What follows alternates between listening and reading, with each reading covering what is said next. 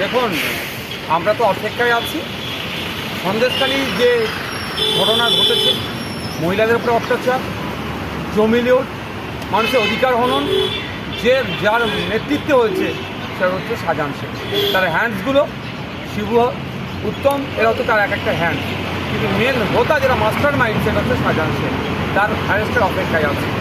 আমরা আশা করব দ্রুত আইন বিচার ব্যবস্থার মাধ্যমে তাকে অ্যারেস্ট হবে এবং যে অন্যায় সন্দেশকারীতে হয়েছে, সেখানে আদিবাসী, দলিত, মুসলিম সমাজের পিছিয়ে বর্গের যারা আছে তারা বেশি অত্যাচারের শিকার হয়েছে, তারা ন্যায় পাক, তারা ইনসাফ পাক, তারা তাদের জমি যেমন ফিরে পাবে, কিন্তু তাদের যে বাড়ির মহিলাদের যে ইজ্জত সম্মান গিয়েছে সেটা তার ফিরে পাওয়া সম্ভব নয়।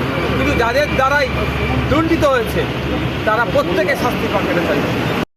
আচ্ছা নকশাদা, বলছি সিএ নিয়ে একটা দেখা যাচ্ছে যে একটা কার্যকরী হওয়ার একটা সম্ভাবনা দেখা যাচ্ছে ভোটের আগে, বিষয়টা কীভাবে? সিএ হচ্ছে ভোট ধরা কল। 2019-এ বলেছিল সিএ হবে, 2021-এ বলেছিল সিএ হবে, 2024 জেনারেল ইলেকশনে এসে বিজেপি দেখছে তার ভোট ব্যাংকের অবস্থা খারাপ, তার সংগঠনের দুর্বল।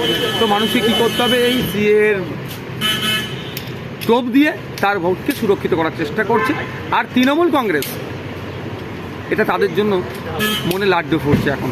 সিএর ভয় দেখিয়ে একটা সমাজের ভোটকে সুরক্ষিত করে নেবে।